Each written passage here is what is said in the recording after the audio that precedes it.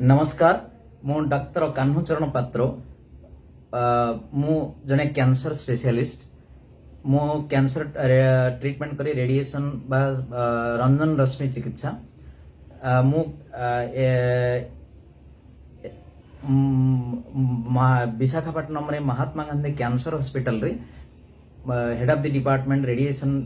चिकित्सार मुख्य आज आपण मानक मु किछि कहिबाकू जाउछि एही कोरोना समय रे किपरि कैंसर पेशेंट मानक दायित्व नेबे केमिति चिकित्सा करिवे ए सब विषय मु आपण मानक किछि कहिबाकू जाउछि किछि भी जदि प्रॉब्लम थिबो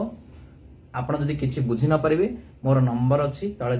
पछे कहि देबी किबा ईमेल अछि आपण से माध्यम रे मते कथा ही परिबे। प्रथम कथा हला एबे कोरोना सिचुएशन बहुत परिमाण रे बढ़ी चली छी यह जो लोक माने कैंसर पाई चिकित्सा पाई प्राय कैंसर चिकित्सा सब जगह मिले ना कि बहुत सहर कि मेट्रो सिटी यार मेट्रो सिटी कि बड़ सहर रे यार ट्रीटमेंट चिकित्सा थाए सो लोक माने गोटे राज्य रु अन्य राज्य को कि से निज राज्य रे ही चिकित्सा पाई पालन जाती किंतु ए समय रे लॉकडाउन समय लोक जीवा आसीबा प्रॉब्लम होची ए सहित लोकंकर भय भी रोची कि आमे गले कोरोना रे तो आमे आक्रांत हो जीवनी कि कौन ए सब बेले गोटे चिंता रोची ए समय देखा जाइछि बिका अवहेला जो नुहे किंतु डर जो कोरोना काले व्यापी जीव ए समस्या ए जो लोक जीवा आसीबा डर रे आसुना सो जेते बेले स्टेज 1 कैंसर टा थिबो गत वर्ष आमे 2020 रे देखिचु जो कैंसर टा प्रथम स्टेज रे थिला से आम पाखु वर्तमान आसुनी से माने स्टेज 4 ही होचंदे सो धीरे धीरे कैंसर बढ़ी चली छी वो कैंसर टार स्टेज 1 रो स्टेज 3 ही होची स्टेज 4 ही होची लोक माने हैरान होचंदी तो कोन करबा ए समय आमे कोन करबा। प्रथम कथा हला जदि आपणकर लोकल कौन सी प्रॉब्लम है कैंसर संबंधी किसी रोग जदि चिन्हट है कि एदर आप निजे चिन्हट कले बाई किसी डाउट कले किंबा कौन सी डाक्तर आपणकर चिन्हट कले से समय कौन करेंगे। प्रथम कथा जदि आपण को कौन सी ऑनलाइन कंसल्टेशन मिलूची बेका इधर व्हाट्सएप रे हो कि जूम रे हो कि ऑनलाइन कंसल्टेशन मिलूची आपण सेटा ता माध्यम रे डॉक्टर को साक्षात करिया को प्लान करंतु जदि आपण साक्षात न करि परचंदी बोले द्वितीय कथा भाबिबे हेले प्रथमे कोन करिया पड़ो आपण निज एरिया रे किंबा पाख एरिया रे देखि नियंतु कि जदि आपणकर ऑनलाइन कंसल्टेशन दोचंदी ऑनलाइन कंसल्टेशन माने व्हाट्सएप रे किंबा मोबाइल माध्यम रे किंबा अन्यान्य जूम कॉल माध्यम रे जदि किए जन दोचंदी साधारण जूम कॉल माध्यम रे देखले किंबा व्हाट्सएप रे वीडियो कॉल माध्यम रे देखले से लोकंग सहित डॉक्टर सहित डायरेक्ट परामर्श हेई परिबे। तेणु जदि सेथिरे आपनकर कैंसर डॉक्टर देखला परे जदि कोनोसी विपज्जनक कैंसर अच्छी कि कैंसर आगक को बढ़ी चलुची संगे संगे आप डॉक्टर परामर्श अनुसार जगह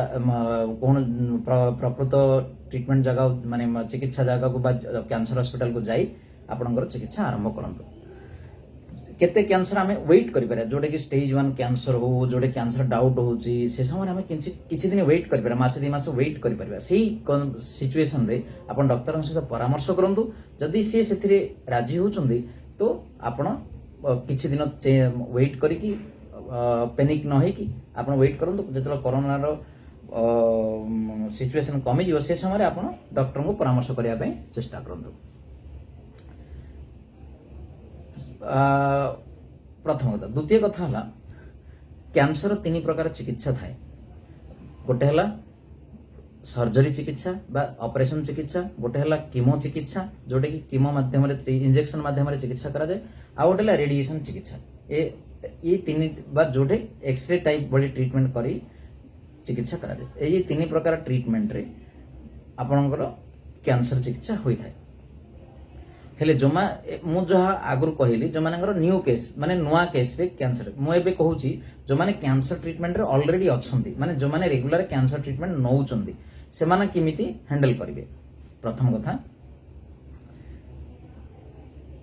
धरि नियंतु आपनकर सर्जरी होईची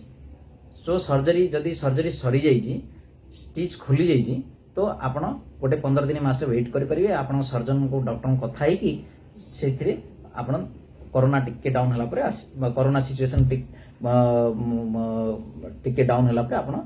परामर्श कर पारि। कीमोथेरापी रे भी केते कीमोथेरापी कंटीन्यूअस दबा पड़िबो केते कीमोथेरापी आमे एवॉइड करि परिबा एवॉइड माने पर दे परिबा किछि इंजेक्शन दिया जाय कहते मेंटेनेंस थेरापी कहंती जोटा कामनगर ट्रीटमेंट हला परे आउ किछि इंजेक्शन दिया जाय किछि बेनिफिट पई जदि मेंटेनेंस थेरापी रछन आपण टिके 2-3 मास लेट करि परिबे सेटा हला सेउडा सब आपण कीमोटर जो डॉक्टर अछन तांगु टिके स्पेशलिस्ट को पचारिबे आपण भाबी नियंतु नै जे कि कैंसर अछि ट्रीटमेंट करिया पड़े आपण केमोथेरापी डॉक्टर को पचारंतु पचारि कि जदि से कहिबे कि तमे किछि डिले करि परिबो ता अनुसार आपण डिले करी कि कोरोना सिचुएशन टिके डाउन हला परे आपण आसी कि ट्रीटमेंट करि परिबे। रेडियोथेरापी सेही परी आपण आपनकर डॉक्टर को पचारंतु जदि से रेडियोथेरापी ट्रीटमेंट किछि डिले कले हबो कि सेथिरे जदि से कहिबे तो डिले करि पारि किछि इंजेक्शन दे कि डिले करि परिबे कि किछि बेसी डेंजरस कैंसर नथिबो पर सेथिरे हम डिले जदि करि परिबा तो 2 मास हमें किंतु आपण निजे डिसीजन नियंतुनी आपण निजे डॉक्टर को पचारंतु पचारला परे आपण से हिसाब रे ट्रीटमेंट करंतु।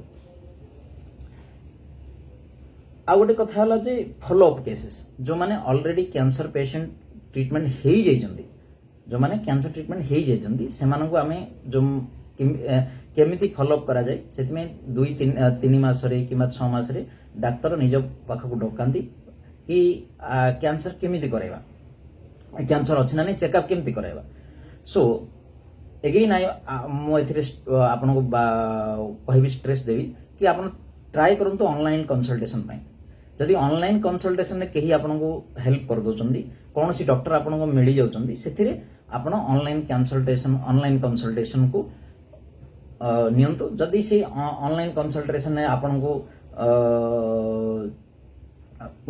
कंसल्ट करी कहि दोचंदी कि वीडियो कॉल ले देखि कहउचंदी तमे आसीबा दरकार नै आपन घरे रहंतु जेतेबेले कोरोना सिचुएशन डाउन होबो सेतेबेले आसीबे सेटा हला follow up cases. Follow up रे यूजुअली कोन करा जाय जो माने आमे कोन करू प्रति 3 मास रे थरे आसीबा को कहि थाउ प्रति 2 वर्ष पर प्रति 6 मास रे कहि थाउ प्रति 5 वर्ष पर वर्ष पर कहि थाउ। सो तेणु जदि प्रति 3 मास रे कहिबा कहिचंदी गोटे मास लेट हे गेले किछि असुविधा होबनी कि 6 मास रे कहिचंदी किछि लेट हेला असुविधा नै किंतु जदि आपनकर किछि सिम्पटम अछि बा किछि प्रॉब्लम अछि सेते बेले आपण अर्जेंट भाबी डॉक्टर को पाखु जाई परंत जदि आपनकर किछि प्रॉब्लम नै गोटे 2 मास गडी गले किछि असुविधा नै तेणु